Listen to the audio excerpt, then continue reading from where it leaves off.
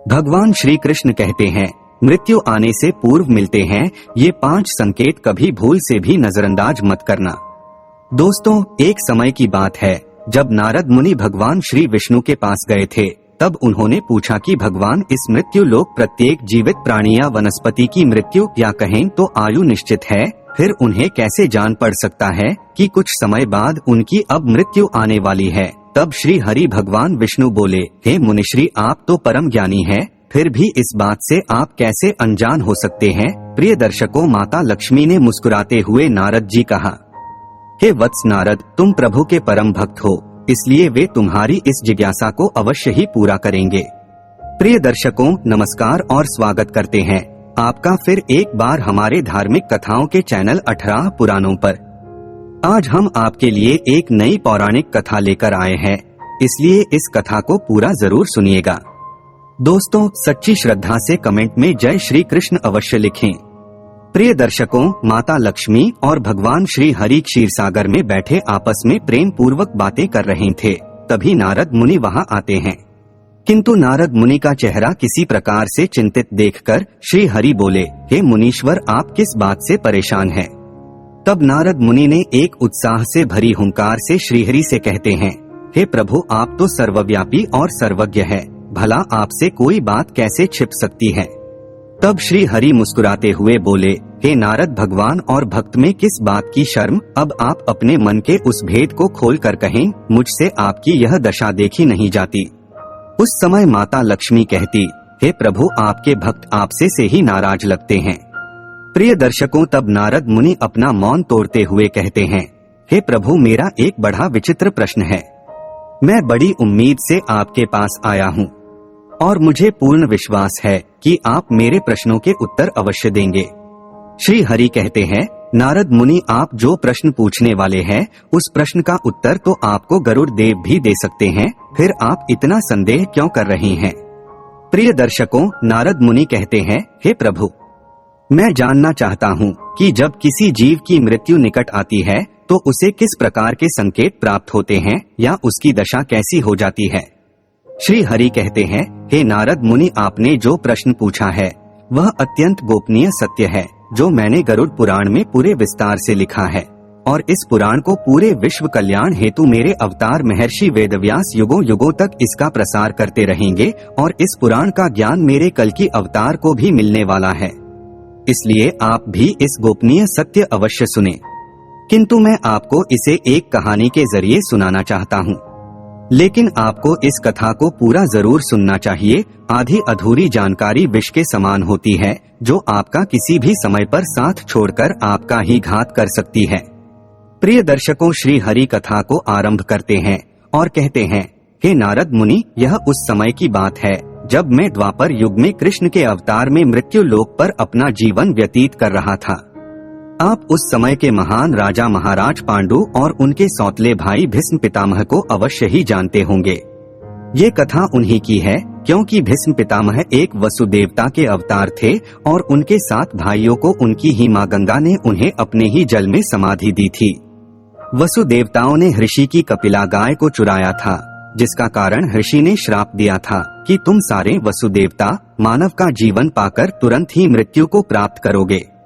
हे नारद मुनि, समय के अनुसार ऐसा ही हुआ। देवी गंगा ने अपने 7 पुत्रों को जन्म देते ही गंगा जल में बहाकर उनको जल समाधि दी थी। आखिरी बचे वसुदेवता थे देवव्रत, जिनकी जान उनके पिता राजा शांतनु ने बचाई थी। उन्होंने ने ही ऋषि की गाय को चुराया था, किंतु जब उनकी जान की भिख देवी गंगा से राजा शांतनु ने मांगी, तब देवी गंगा ने देवव्रत को इच्छा मरण का वरदान दिया। प्रिय दर्शकों, आगे श्री हरि कहते हैं, हे नारद मुनि, जब महाभारत का युद्ध शुरू हुआ तो मैंने प्रतिज्ञा की थी, मैं इस युद्ध में भाग नहीं लूंगा। लेकिन भीष्म पितामह ने जब युद्ध के नियमों को तोड़ते हुए महाभयंकर नरसंहार शुरू किया और पांडवों की सेना को बहुत बड़ा नुकसान पहुंचाया था, और अर्जुन सहित सारे पांडवों को भी उन्होंने ने बुरी तरह से घायल किया। युद्ध के नियमों के अनुसार घायल योद्धा पर वार नहीं करते, किंतु वे रुके नहीं। उन्हें अपनी शक्ति और वरदान दोनों पर अहंकार हुआ और वे भूल गए कि वे मेरे ही भक्त थे। वे अपनी प्रतिज्ञा को भी भूल गए कि उन्हें हमेशा धर्म का ही साथ देना था किंतु दुर्योधन के आदेशों का वे किसी विवश पालतू प्राणी की तरह स्वीकार कर रहे थे और स्वयं भगवान को ही ललकारने लगे। हे नारद मुनि, मुझसे पांडवों और अधर्म का धर्म पर हावी होकर विजय की तरफ बढ़ना अच्छा नहीं लगा, जिस कारण मुझे अत्यधिक क्रोध हुआ तथा सुदर्शन को धारण कर मैं स्वयं युद्ध में उतरा।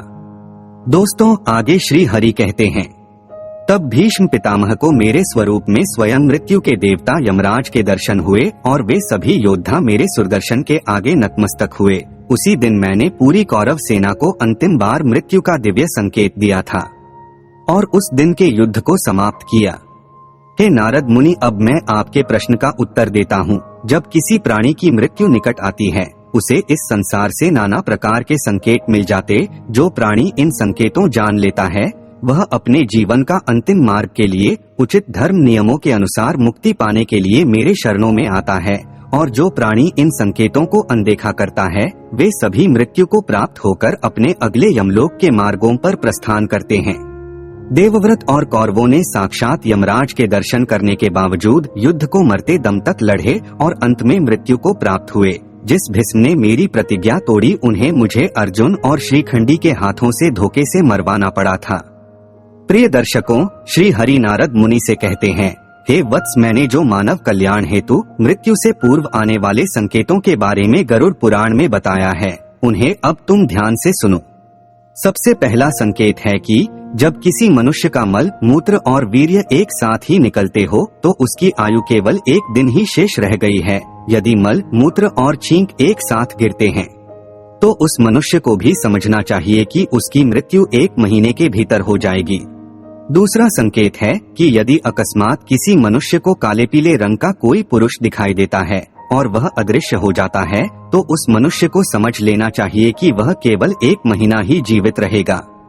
तीसरा संकेत है कि जो मनुष्य आकाश में बादलों से बने नाग देखता है अथवा नाग जैसी आकृति देखता है, जिसको आकाश में नागों का झुंड दिखाई देता है, तो वह 1 महीने के भीतर मर जाता है।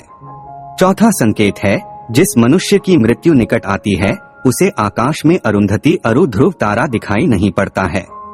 अगर ऐसा किसी मनुष्य के साथ होता है तो वह केवल 15 दिन का ही मेहमान है।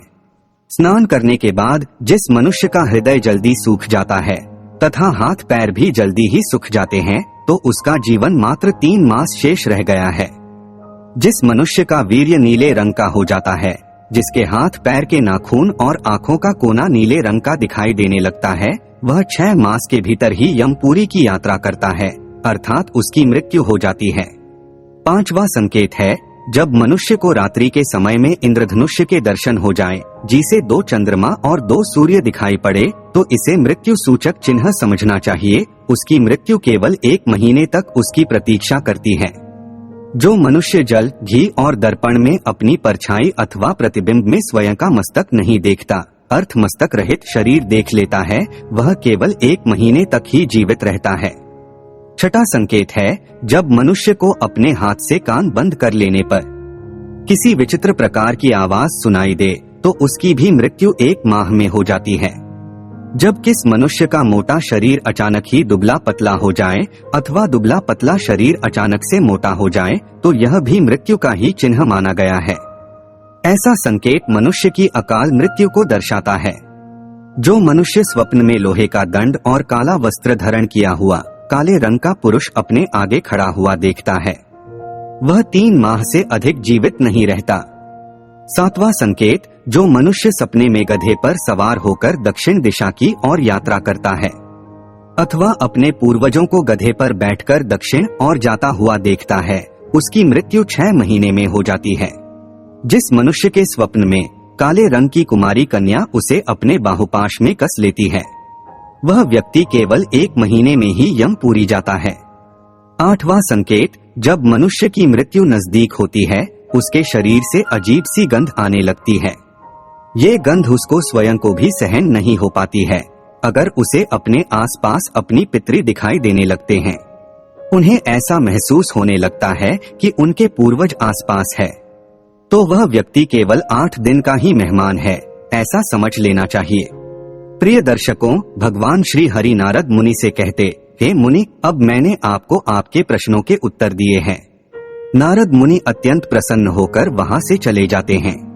तो प्रिय दर्शकों, आशा करते हैं कि आपको यह कथा अवश्य ही अच्छी लगी हो। वीडियो को लाइक और चैनल को सब्सक्राइब करना ना भूलिए। साथ ही सच्ची श्रद्धा से कमेंट में जय श्री कृष्ण अवश्य लिखें। आप सभी का धन्यवाद। फिर मिलेंगे एक नई कहानी के साथ।